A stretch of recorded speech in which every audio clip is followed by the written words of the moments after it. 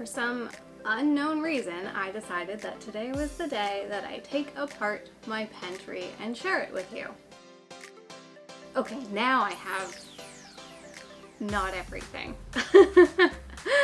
But we have the basics, so stick around because not only am I going to share with you what I have here according to how I build out meals, but also some ideas on how I put this stuff together.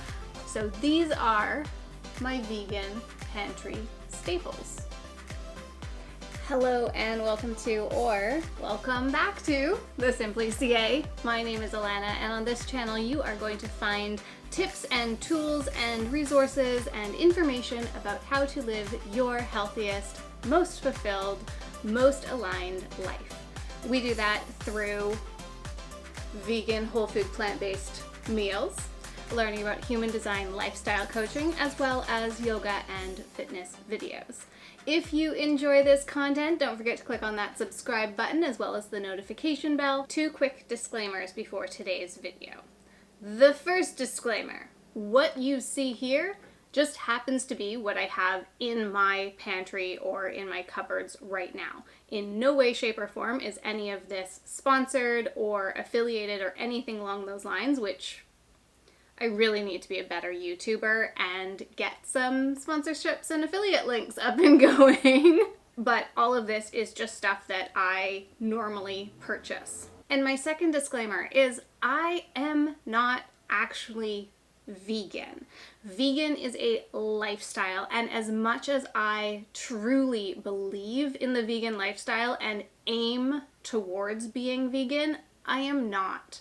And my whole purpose on sharing this is to make this more accessible, because it is my firm belief that for the health of each of us individually, as well as for the health of our planet, leaning more and incorporating more of a vegan lifestyle and vegan food is going to benefit all of us. So I want everyone to have more of this in their life and rely less heavily on consumption, period, as well as the consumption of animal products. So with that, let's get into what I have here.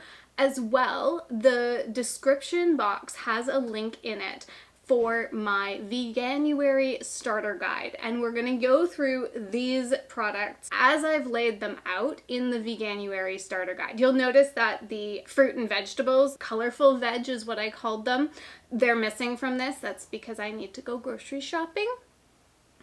But let's do the pantry part of it. These are the staples that I build around when I have those fresh produce items. And stick around, because at the end of this video, not only am I going to show you what all this stuff is, I'm going to show you some combinations on how I put this together in order to make tasty vegan food. We're going to start off with the carbohydrate portion of all of this food. So as you can see, I have a variety of the bases that I would be using to build a meal around. Okay, let's start with rice. So I've got short grain brown rice, and I also have a white basmati or jasmine rice. Now these are pretty consistent and self-explanatory. I also have some quinoa, and there are other grains like millet and amaranth that work really well, and you cook them like you would cook rice or quinoa. So out of these grains, really the only one that has a different cook time is the brown rice. Everything else is pretty quick, and if you have an Instant Pot, it's all really quick. There's actually a 1-minute quinoa recipe, so you have to wait until your Instant Pot warms up, but once the pressure is reached, the timer on your Instant Pot is 1 minute to make quinoa. It's quite impressive. Okay, then we've got pasta. Now, I lean towards gluten-free. So I love this go-go quinoa pasta, but most pasta is vegan. I also love that most products now have something on them. See if it'll focus on that for you. Something on them that indicates if they're plant-based. So that's always great. If you're not entirely sure, just seeing that V on a packaging will tell you that it's vegan if you're just getting started and you're not entirely sure. Okay, what else? I use, again, these ones are the gluten-free ones, but I've got some gnocchi that I love having as well.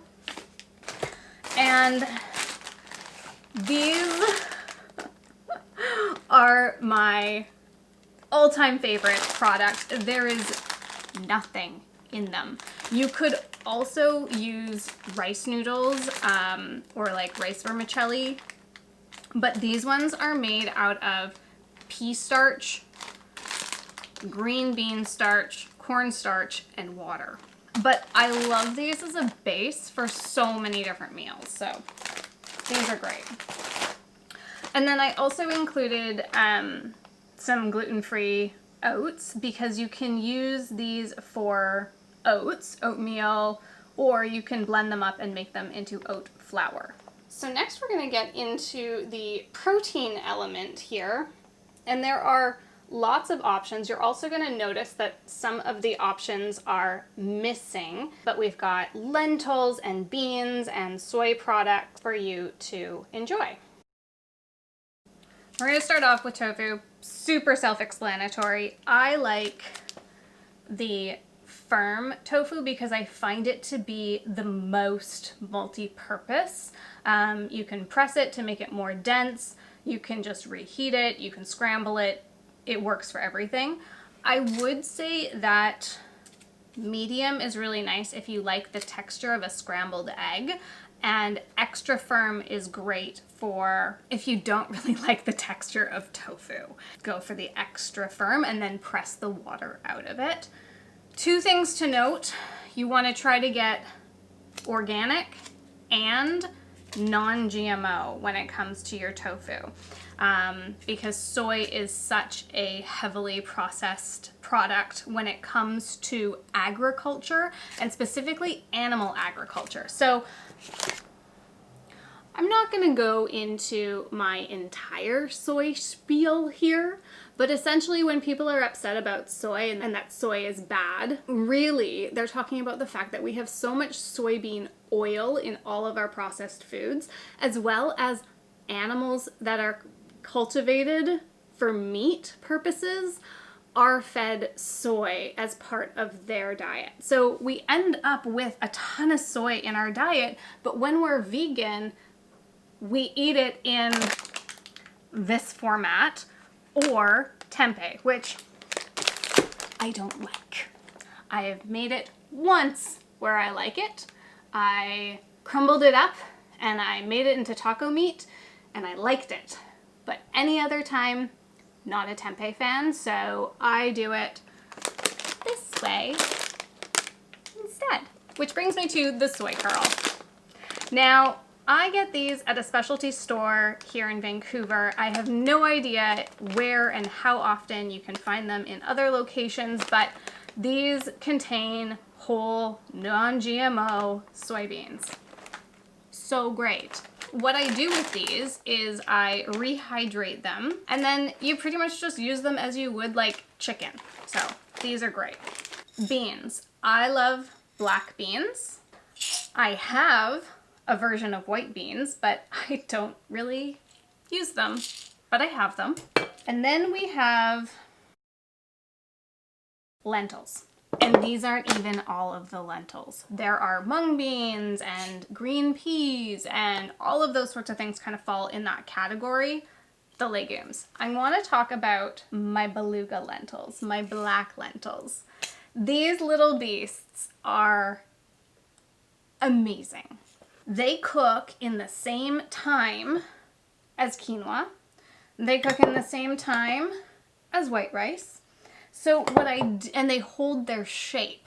So what I do is I do a cup of rice or quinoa, but I leave about a centimeter or so at the top of the cup, and I add these guys in, and then I just cook them all at once. So easy. Now the one thing to note is, especially with the white rice, the black lentils are going to turn your white rice kind of a gray color. Just ignore that. It's amazing. Ignore the gray color.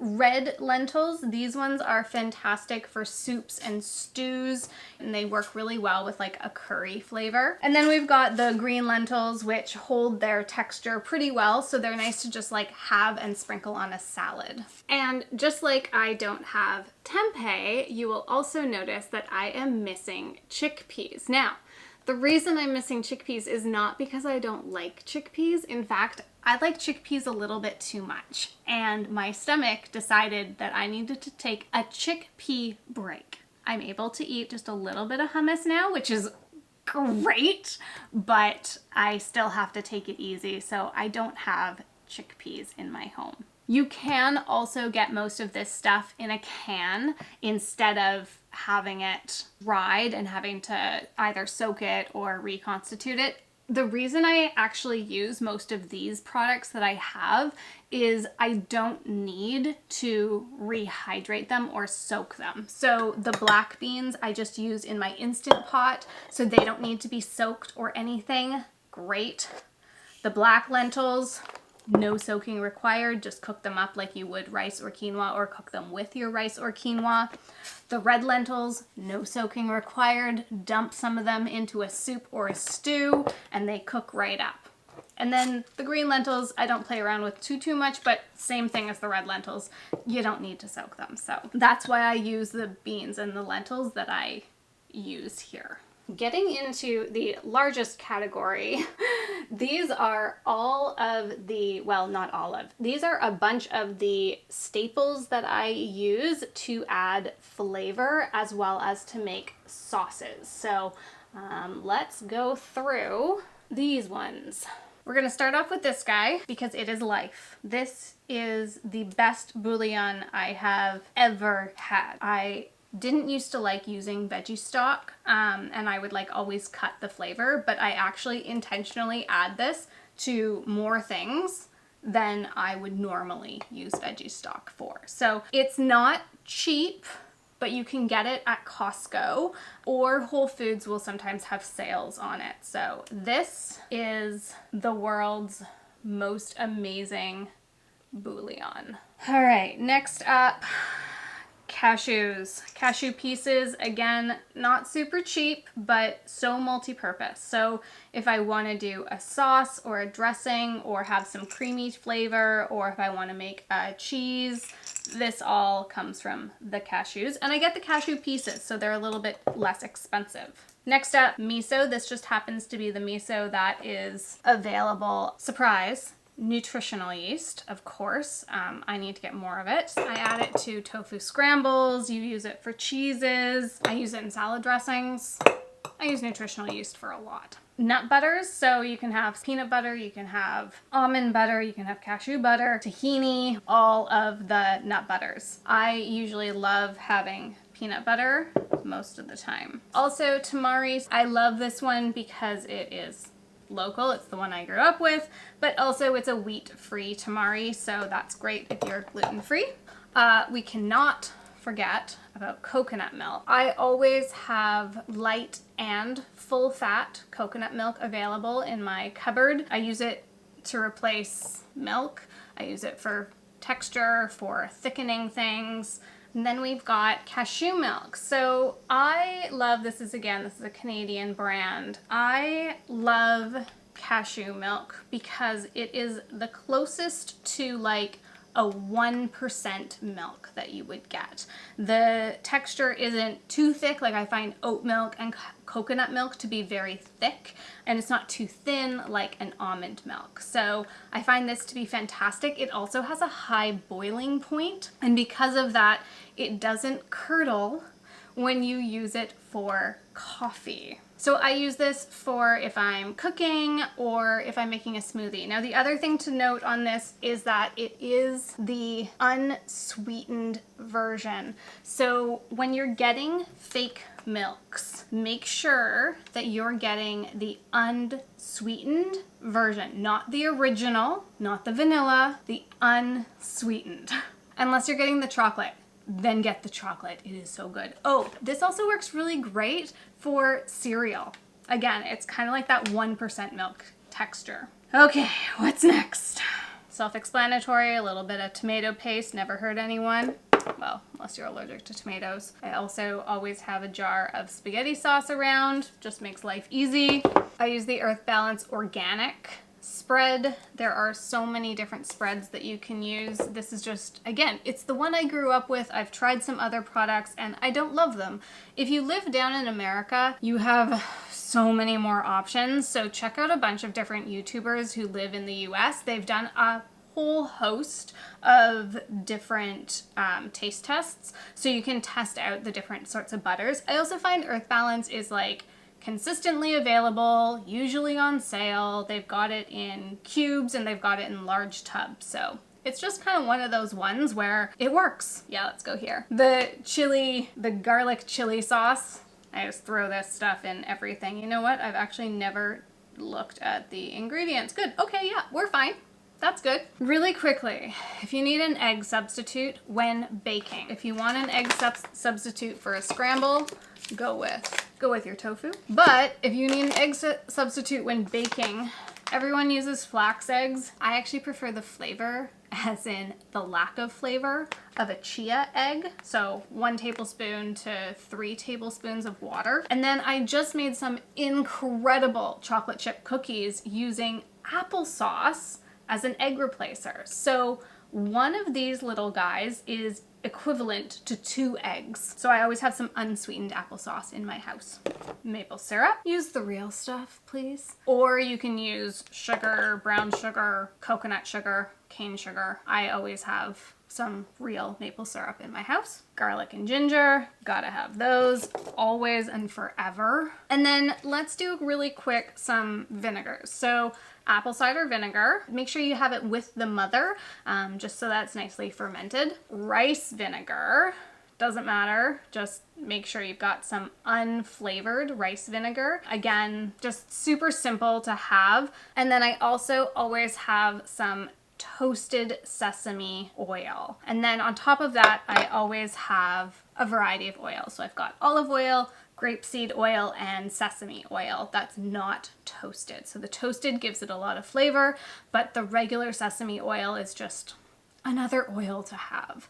And if you have other vinegars that you love, I also have balsamic and red wine and uma plum or umi plum or umabushi vinegar. That's nice and salty. Tons of options there. The battery needed charging, so I grabbed a few more items. Why not? Okay, we've moved on from the staples, and now we're getting into the for fun. Dulse flakes or some kind of seaweed. Good to have to add to sauces and for some iodine, so seaweed is great. My coffee creamer. So if you don't want to add sugar, use the almond milk or the cashew milk.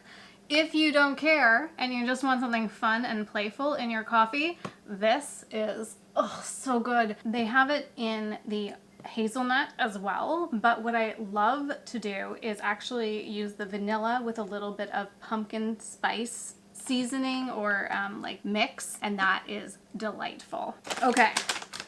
Best cheese is by Violife. I think it's reasonably available in America. I just tried the Kobe shreds, but I also have the sharp cheddar, which is so good.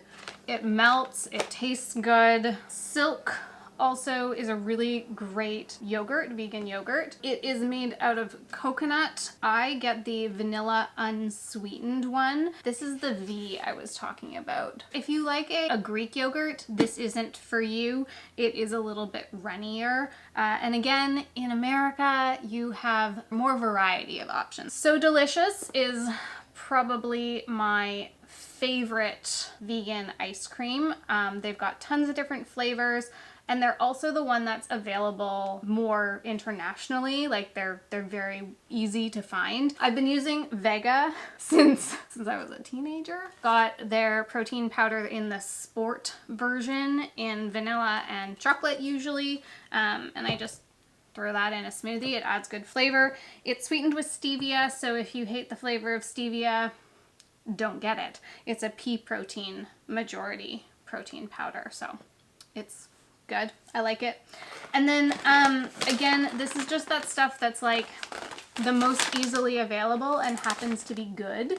Gardein. So if you are not gluten-free, and I'm sorry if you are gluten-free, the fake meat products are still a little bit lacking aside from ground beef, which is obviously you're going to get your Beyond Meat or your Impossible Burger, or you can get like a cauliflower veggie ground thing.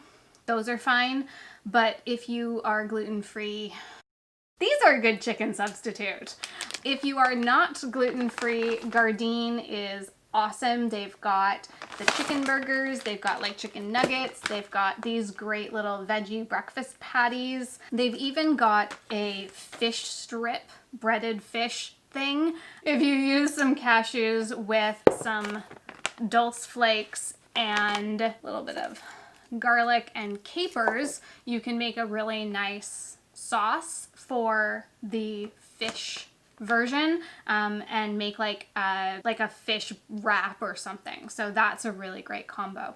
Let's get into how I utilize these products. So I'm gonna get rid of the fancy things and we're gonna get into the basic things. We are going to now step into how I put together some food that's edible and tasty.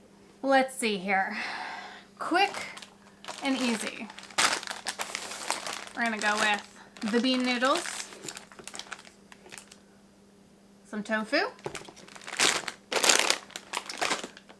veggies, any kind of veggies. You could do one of them is like crumbled up tofu and veggie stir fry with, let's put a little bit of tamari in that. Surprise, garlic and ginger. And then if you want, actually, yeah, let's do it. A little bit of toasted sesame oil. So there is one option. Done. Let's do another really easy one. We've got the noodles with some marinara, and let's make this one really fun. Soak some cashews. So the key to soaking cashews, I don't prepare ahead of time. So how I soak my cashews is hot water, like I boil some water in my kettle, and I soak them for 10 minutes while I'm prepping everything else. Buzz these up in a high-powered blender is ideal. Get them nice and creamy. Put them with this stuff. And then add some vegetables into your spaghetti sauce and done. If you wanted a little extra protein into that, you can always add some lentils or some tofu or tempeh. Another one, we've got gnocchi with, surprise, tofu. And then I don't have the rest of their stuff, but, oh no, that's garlic.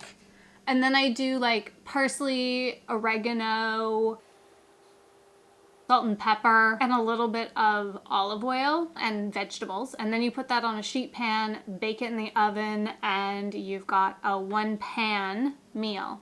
Super easy, super simple. And again, it's got every single component that you would want as part of a meal. Let's do something with these. So I would reconstitute these with some hot water and bouillon. Then I would make some rice. And then put your soy curls that have been reconstituted with a little bit of tomato paste, coconut milk, ginger, and then some garam masala and curry powder. And you've got like a butter chicken substitute situation. I also will always throw in some kind of like kale and red pepper, and if you want some onions, to increase the vegetable component of that meal. Okay, so here's one that I've been doing this week. I cooked up black beans in the Instant Pot with a little bit of bouillon, and then I made some quinoa in a saucepan with some bouillon, and then I had those as my base for the entire week pretty much, and I just played around with different flavors. So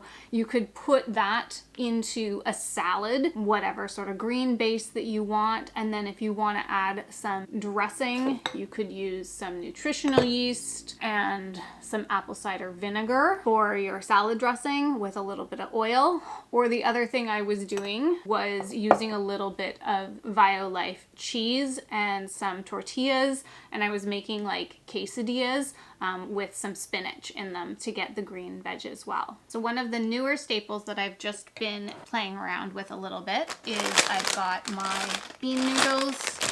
I fry up some tofu with some vegetables, and then I create a dressing. Where did the garlic go? With garlic, ginger, tamari, peanut butter, and the chili garlic sauce. And if you want, a little bit of toasted sesame oil as well, and some maple syrup to cut through the saltiness of that situation. I hope that this gave you an idea of what to stock in your pantry, as well as what different flavor profiles you can start to play around with. Again, I have an entire Veganuary guide linked down in my description box below. If you enjoyed this content, don't forget to give it a thumbs up. This is just the beginning, so definitely let me know down in the comment section what you want to see, what questions you have as you make this transition towards a more holistic plant-based eating pattern. Let me know if there's anything that you would like to see in future videos down in the comment section. I will see you in the next one. Enjoy all your cooking endeavors until then.